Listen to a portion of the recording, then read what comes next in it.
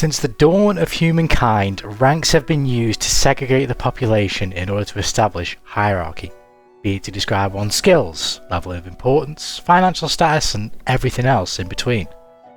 Some of which can even be established before you were even born, such as whether you be a pauper or even a prince. I'd make the observation that in almost all cases, though in some it's far more difficult than in others, you, yes you watching this video right now, are able to rise from your measly level 1 thug position and set your sights towards the precipice of the ranking pyramid. The tippity top where your Oshi patiently awaits you with head pats and complimentary ASMR, just like this. You're a fucking weirdo. I see you in my chat and I'll fucking kill you. Get the fuck out of my chat, you fucking freak. The general observation that as your rank improves, so does your skill level is a fair one at face value. When you dig a little deeper though, there are various contexts that can strongly suggest one of two things. The first being that such an observation simply isn't true, and the second being that it is true, but there's a caveat.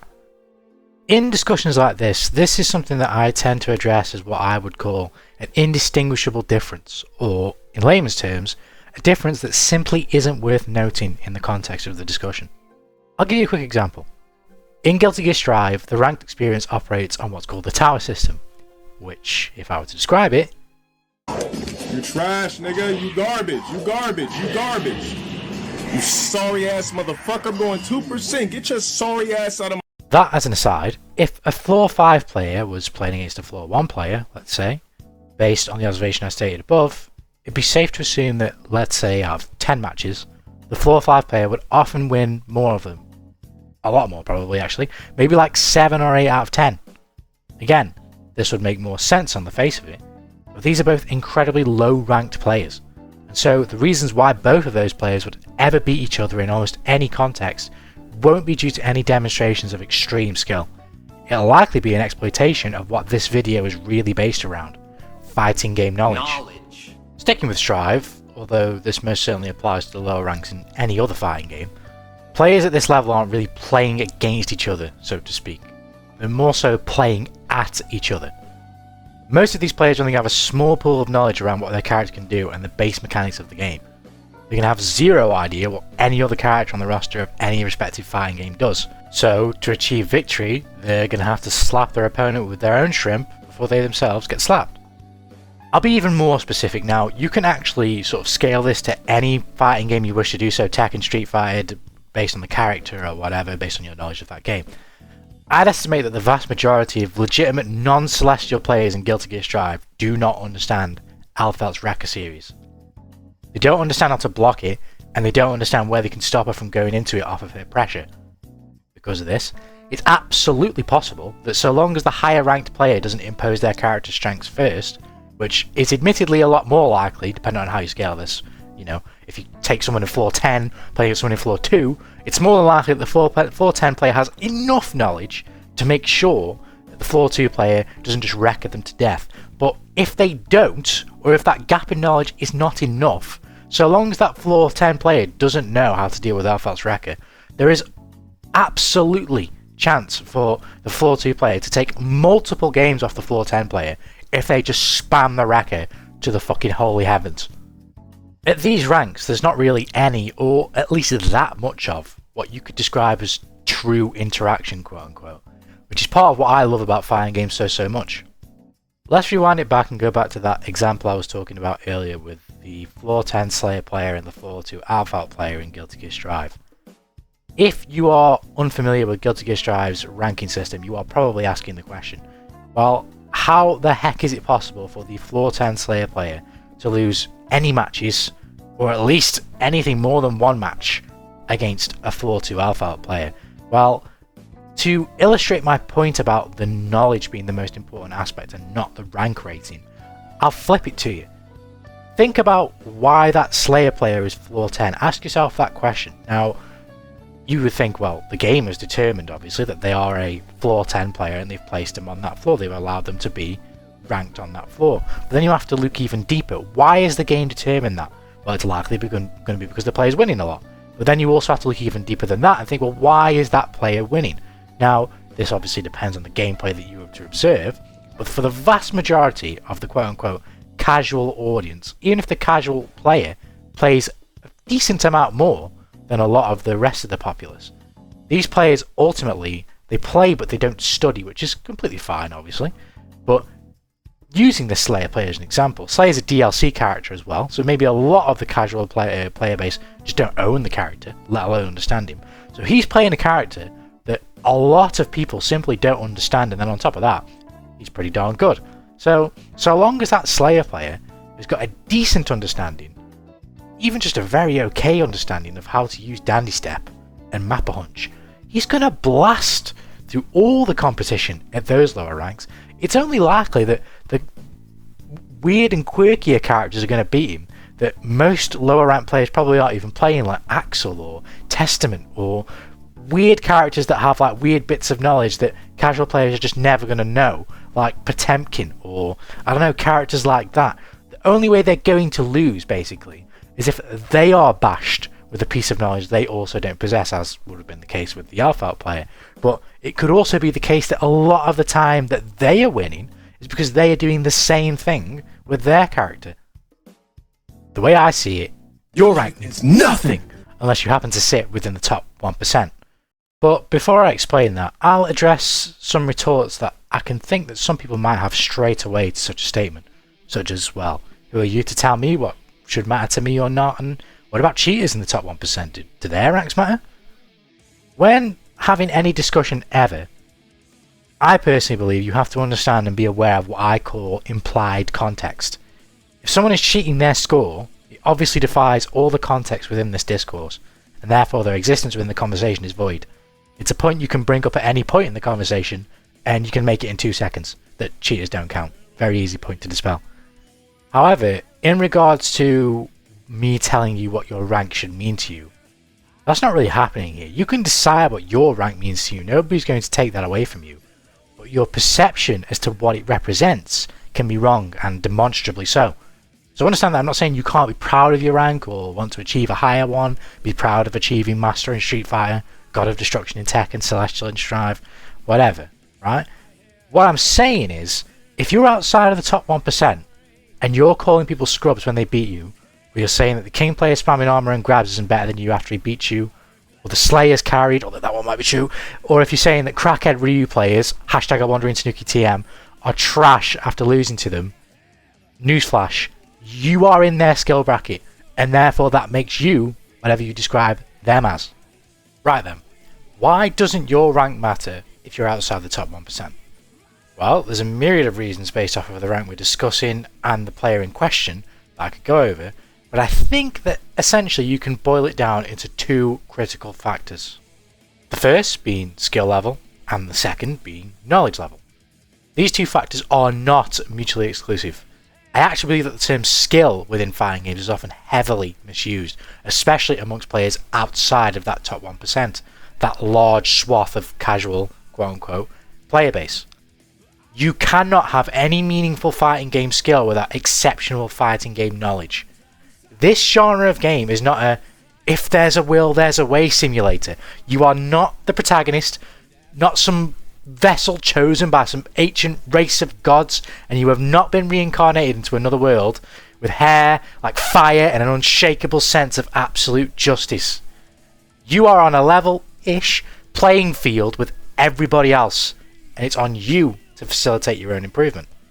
How many times have you heard, or even you yourself said, as I know I most certainly have been caught in 4K saying this loads of times on stream, this takes no skill, this player is just mashing, this player is fucking lame.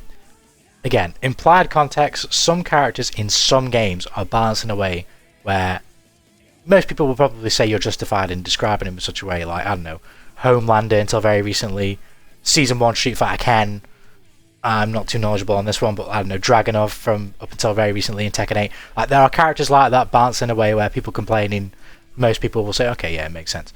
I could go in a whole completely different direction and completely pivot from character balance and talk specifically about how fighting games in general have gotten easier as time's gone on, particularly in the quote-unquote modern generation, but they've also not necessarily got easier because you're still playing against an actual player on the other end. But that's a whole nother topic for a whole nother video. But back to the point before about describing players in a certain way, derogatory way usually, I can still even go with the busted characters where you might have some sort of wiggle room to talk about those characters because of how good they are.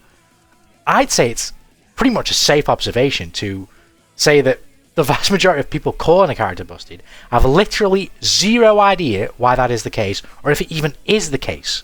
They're just echoing talking points from other prominent voices in the scene who can either be wrong or at least have actually put the work in inside the lab to make such a judgment.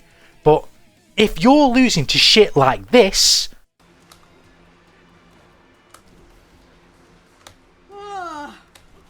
you've got absolutely no room to complain. And this right here is what I mean about your rank being effectively worthless and meaning basically nothing. This clip is a very extreme example, but it's something that's incredibly common in all fighting games. You just have to scale it for the different ranks. I've actually been meaning to make a video about this for a while. We've spoke about this loads on stream, we had many conversations about this topic on stream before. But somewhat recently I stumbled upon this thread, and the caption, alongside various people echoing similar sentiments below, gave me the kick to really get started. From how I've interpreted this post, the original poster is essentially mocking the statement that the average player is just better now. I don't know where necessarily that statement came from. And also seems to share some discontent at how close to the top ranks this King player is despite their gameplay, which they seem to reinforce in the comments by saying that this is worse than Tekken Tag 2 green ranks. I'm guessing they're saying that these players are even worse than players in green ranks in Tekken Tag 2, I guess. I also had this notable exchange within the thread. This user states that you cannot pass gold or platinum in Street Fighter 6 whilst playing Gimmicky, which, if you play Street Fighter 6 and are in Master, you know for a fact isn't true at all. I have got hours and hours of footage of crackhead Ryu that, if players viewed without the rank on the screen, they would not think that player's a Master rank, yet they are. But all of this just serves to illustrate my point about rank being effectively worthless, at least the way a lot of people view it. Perfectly. The rank doesn't matter. The colour, the number, again, unless you're outside the top 1%, it does not necessarily reflect skill. In fact, it's a very poor indicator for your quote-unquote skill level. Your rank is filled with players loosely within the same skill bracket. If you watch the video fully, the original poster is clearly mocking the King player. They're just waiting for him to do stupid shit, unsafe shit, whiff, and just do a small punch over and over and over and over and over. They could have absolutely played more, I don't know, clean and done bigger punishes, but they were obviously waiting for the King player to get the message, and they just weren't. His knowledge of how to play against King, obviously, as the clip demonstrates, was more than suitable enough to defeat the King player. If that remains the case for the rest of the roster, then this player will most certainly rise from blue ranks in no time at all. But that's not the case for the vast majority, and possibly not even for this player. So whilst they, or someone else as they do in the comments, may say that the original poster is definitely the better player, or at least implied based on how poorly the King player was playing, I'd say, well, yes, you may be correct, but the difference really isn't worth mentioning, as you're both poor players based on the rank that you're both at. But wait, Tanuki, you said rank means nothing. No, I'm making the point that the way many people seem to perceive the meaning behind their rank can be wrong. Objectively, when scrutinised appropriately, your rank is a strong indicator for your breadth of knowledge in regards to a fighting game, both of its system mechanics and of its cast. To further illustrate my point there, let's continue using this Gene player in the thread as an example. If they were to match up against King every single match for the foreseeable future, what do you think would happen? From the little we can assume from this gameplay footage, it's safe to assume that they would likely continue to win more matches than they would lose until they reached a certain rank where King players' knowledge of Gene and their skill level to execute the actions necessary to capitalise on such knowledge were too great for this Gene player in the clip to overcome. That's not how ranked works though, is it? Sticking with this thought experiment, what if this Gene player had the same experience against, say, Nina, or Kuma, or Jack 8? Ultimately, how good they are at playing Gene would only have an impact for so long, based on the amount of knowledge that they would have for whichever other character you would use this thought experiment with. They'd soon reach a point where their skill and knowledge of Gene simply wouldn't be enough. They would actually need more knowledge of the other player's character, and that's why you could infer that this player, from this isolated example, is in blue ranks alongside this king player. It may even be the case that the Gene player themselves has already hit that plateau, if you will, that peak, against these other characters like Nina or whoever else, Rain or whoever else you choose. It may be that blue ranked players and their capabilities with those characters are what this Gene player can handle currently. Because clearly, although obviously we're not analysing his stats in his games too closely, we're taking one game here, but this does apply to a lot of people, literally me included. You're in blue rank not because you're winning all the time, but you're also not losing all the time. You're winning a decent amount of games and losing a decent amount of games. What's likely going to be the case is certain characters that you beat, you're probably beating more frequently, particularly your own character. You're probably winning mirror matches more, and maybe other characters of which you faced quite a lot. Let's say King, the spamming King, is something that anyone will face in many ranks, in any Tekken, okay? So these sort of traditional playstyles that filter through the games of whatever series you're playing, a lot of players, maybe they've experienced it before, or maybe they've just played fighting games enough to be able to diffuse such a very simple playstyle. So though the Gene player and the King player have gotten to blue ranks through different means, ultimately the same thing is happening. They are beating the players that they are capable of beating based on their knowledge level of the character of which they're facing and their skill to execute upon said knowledge, and they are losing to characters of which they don't understand how to fight against or how to defend themselves against, and they are not being able to execute upon that knowledge and showcase their skill. I'm adding this in post, so the lines here are going to follow up a bit weirdly, but I'm just going to preface right now, I'm not talking about the King player that's about to show up in the gameplay I'm going to show. I'm talking about the King player from the Twitter thread. But this gameplay that I found is perfect to play whilst I'm talking about what I'm talking about, as anyone who watches this video who actually does understand Tekken at a far higher level than me will look at this gameplay against me playing against this King player, and you'll see how many things I just don't know. How many things this King player does to me where I just don't react, or I don't duck this, or I don't punish this, or I don't do this, or I don't do that. And you can see, based on the gameplay, that a lot of sort of what I'm trying to do is kind of just do stuff to him before he does it to me. I'm also blue rank in Tekken 8, and although I could absolutely say that I'm definitely better than this King player in this gameplay, ultimately, I am still a shit player, as I am not good enough to consistently win 9 or 10 out of 10 matches against King players like this, or spamming Kuma players, or crazy Jack 8 players, or a Nina player. I don't understand their characters, so although I might beat them sometimes, it's more so I manage to slap them with my shrimp first before they slap me with theirs. But in any game where that isn't the case, I'm likely going to lose. That King player is in my rank because the vast majority of players he's beaten are probably like me. Maybe they can play their character kind of well and they kind of have a decent idea of what to do with them, but they don't know anything, or at least enough, about King to save themselves when the King player gets going. For however scrubby or poor I could say that this King player is, or however brainless I can describe his gameplay, I'm basically just as poor in regards to my ability as a player in Tekken 8 as a whole. Now, it is very obvious, both for the Gene player who's actually in the clip and then speaking for myself as well, we can easily say that no, we are not as bad as this King player because fundamentally we're not making the same mistakes over and over and over and over and over again. Maybe we can claim to have some understanding of neutral, of this, of that, right? But ultimately, in regards to how Tekken 8 assesses rank, we are still within the same skill bracket as this King player. So both of us, both me, the Gene player, and the King player, ultimately are still relatively poor players in the grand scheme of things, hence why we're in this rank. As I stated earlier, if the Gene player's seemingly adequate knowledge of King translated to the rest of the cast, they'd most certainly not be in blue ranks for very long, because they'd be winning games. They'd be constantly winning games. Same with someone ascending from the lower floors in Strive and reaching the Celestial floor, or someone reaching Master rank in Street Fighter 6. The player's breadth of knowledge will give them a far greater chance to win when encountering multiple different characters being used by players with different playstyles. Whether they be brainless or spammy or cheesy, or whatever adjective you wish to describe them as, you'd have the ability to diffuse the problems of which are presented to them based upon the knowledge that they have at their disposal. In my opinion, player skill in fighting games is the ability to actually implement that knowledge in a practical sense, and in fighting games it's going to be for the purpose of, well, winning the match, of course. It's no good knowing something is minus 20 on block but having no idea what you should be doing to punish it, or knowing that you can neutral duck a high but then not performing some sort of adequate punish when you actually do duck said high. Executing an action that will further contribute towards your aspired victory can rely on technical skills. The ability to perform inputs with precision and timing based on the hardware that you play on, tough combo conversions, well-timed reactions or straight up reads, leaving you a split second to route into a strong punish combo.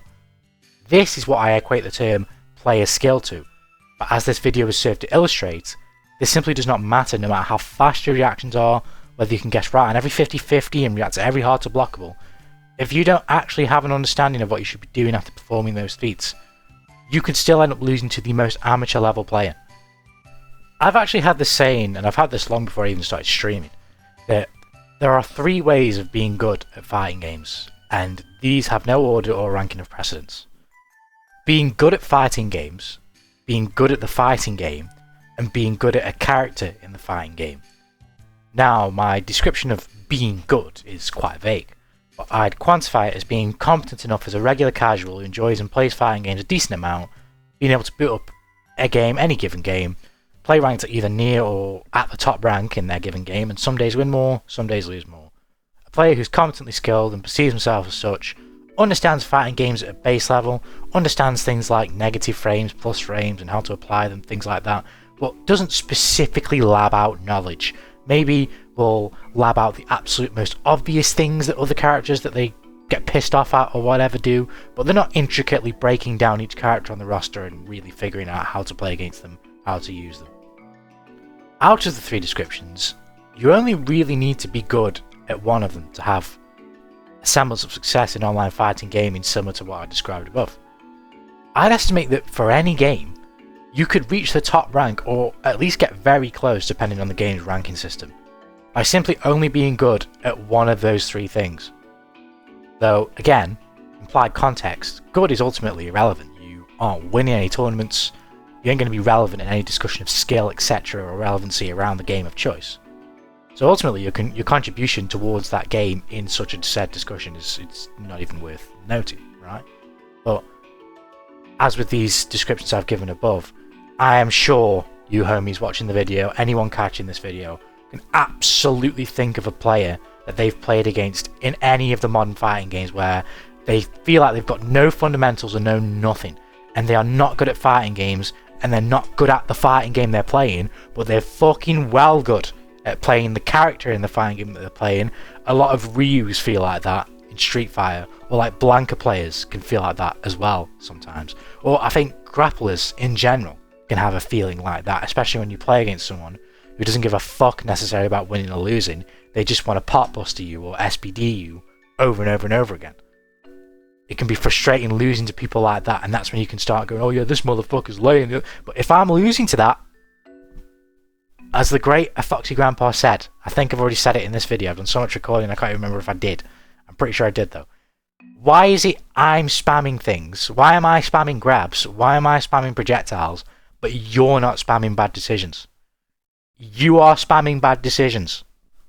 So yeah, to sum it all up, your rank is a strong indicator for your breadth of knowledge of a fighting game overall. And the reason why your rank doesn't really matter unless you're within that top 1% in almost all cases, is because your knowledge of the game will more often than not be insufficient in relation to the complaints of which you may have around character balance or mechanics in the game and what may or may not actually be an issue. Now this video is not a Let's Bash Casuals video, no, not at all.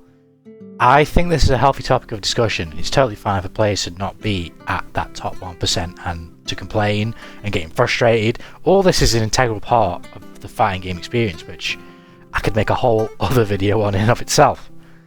By no means am I some sort of one-of-a-kind fucking generational player who's a true mastermind of the genre.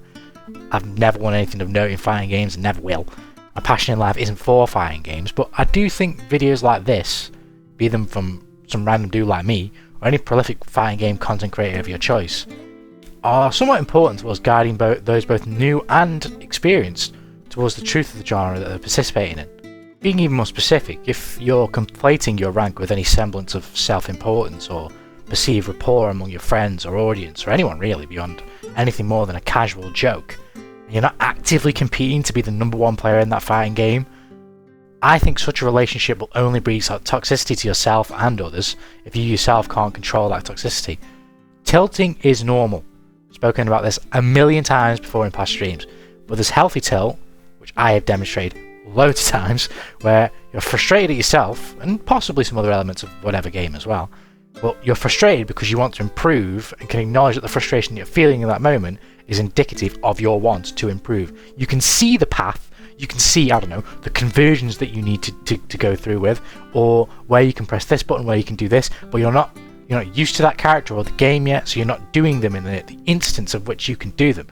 And because of that, it's frustrating you. It's not that you simply don't know what you don't know, it's that you do know things that you can be doing, but your mind isn't quite there yet to execute. Feeling frustrated over things like that totally makes sense, because, it tends to be the case if you're playing fighting games, you're probably enjoying them. And when you're probably enjoying something, you probably want to improve. Some people, at varying rates, want to improve a lot, want to improve a little. But you want to improve, and you want to see yourself improve. And being frustrated at not improving yet is normal. But there's also bad tilt, which, well, sounds like this. Can't duck it. I can't block. I can't duck it. I can't block. It's a guaranteed hit for a fucking scrub, and I'm tired of it. I'm fucking tired of you, stupid bitch. You fucking suck shit. Same shit over and over. Oh, same shit over and over, Phil. Well, you gotta be pretty fucking retarded to lose to the same shit over and over, that's for sure. Don't be like this guy. So yeah, that just about wraps up everything I've really got to say for this video. It's been a lot of fun putting it together, especially with the sort of renewed sleep schedule I'm on now and just being more productive. I've managed to get this, both enjoy the process of actually doing it and get this done in a far quicker time frame than I would have done before when I really wasn't sleeping properly. This probably would have taken me like 2 or 3 weeks. I'll bash this out. I think this has probably been like 5th or 6th day I've really been recording and doing stuff, so that's a lot better. And I tried a bit to ensure the quality of the visual presentation at times was a little more engaging than in other videos, when I can illustrate things in certain ways, just making it a bit more engaging to at least look at, as well as improve how I explain things in general. I hope some of that worked. I know there's a lot of rambling in this video, so couldn't always, edit little things on the screen to whatever, but I did the best I could, I'd like to continue in this vein going forward, trying to make more quote-unquote quality videos as opposed to just shit posting clips. Can't give solid numbers, as in terms of priority these videos do fall below writing and drawing, but they are still very much important to me, as improving this craft as well is very much a goal of mine. So yeah, I don't know exactly what I'm going to do next, but I will be making a video in due time, I guess is all I can say. So I hope you all enjoyed this video. If you've any more thoughts on the video as a whole, or any specific things I said, let me know in the comments below. Any and all support is massively appreciated. I'll see you guys in the next one. Peace!